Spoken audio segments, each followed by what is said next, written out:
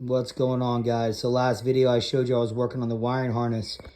Let me show you exactly what I've done. So start up here in the front. You can see I've placed spots to hold everything under here, just like that, under there. And that way my brake line, my ABS line, or my speed sensor in the front, everything is hung and placed in a good spot. Come around to the side, you can see my O2 sensor is also all held in. This is all going to go to the air box.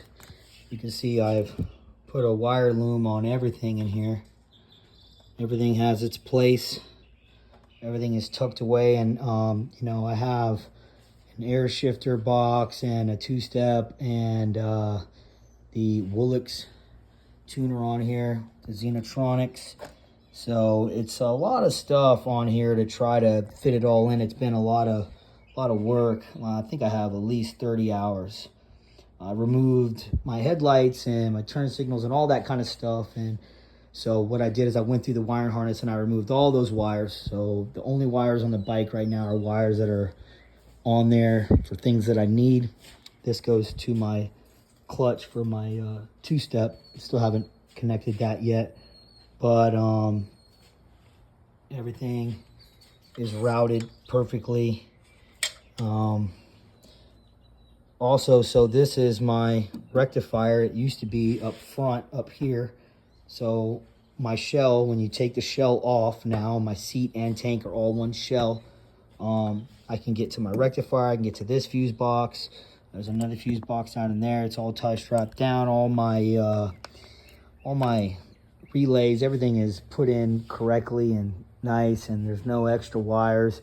I used to have a lot of wires that were like extra long and they'd be wound in here and going back, and I've shortened all of them. So everything is exactly how it's supposed to be. And I've gotten rid of all of the cheap wire connectors that I used before that I was worried about. So now everything is done.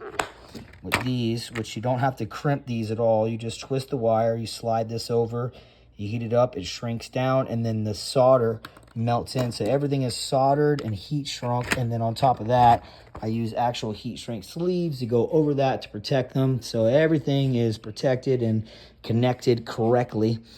And if you look in there, you can see there's a lot of wires, there's a lot of stuff. So it's been a lot of work, but all this, it doesn't make the bike any faster, but it makes it easier to work on. And now I know that everything is in its right place, and that's just a good feeling. That's what you want. And I, got like 30 hours of work on this bike just with that alone. And also I removed the radiator. Still waiting for DME. I talked to them last week, and they said that they're going to have my block off plates here. You can see one down there. There's 2 block off plates, and they're making one for my water pump. In the meantime, I just kind of put the water pump back on with some silicone and stuff so no oil will leak out of it, just so I can start it up. I am having a running issue right now, and that is, I believe to be my throttle position sensor. I think it might be out of sync, but I will get to the bottom of that once the bike is running. Get everything back on, and from there I will continue with the nitrous, which look how good this worked out. This is pretty amazing, honestly. I mean, this thing sits in here right like that, and look at how close this is. All this wire is going to be down here. These will be off to the side over here, but I mean, talk about everything fitting in perfectly.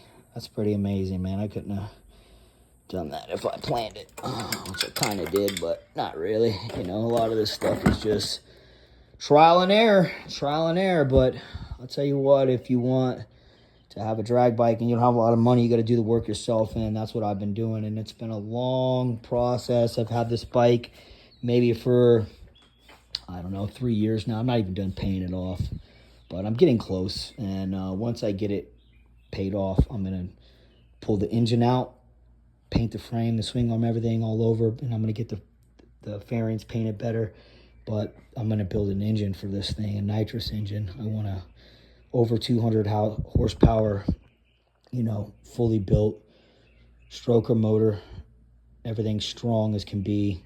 The nitrous system that I have currently is just going to be a 40 shot, but you can go up to 200 shots. So I want to be well over 400 horsepower. But the main goal with this bike is to get the bike itself prepared for that amount of horsepower. There's no sense in putting a bunch of horsepower to a bike that can't handle it. So the goal has been just to work on the bike and get everything right. You know, DME cut my forks for me. And I've showed you that before. You can see that's where they put it on the lathe and cut it down, because these bikes have stepped forks. Had a lot of work done on this bike. A lot of time and money spent. But it's all been worth it. Hopefully you guys will see the finished product here pretty soon when I get it running and everything back together. Take it easy.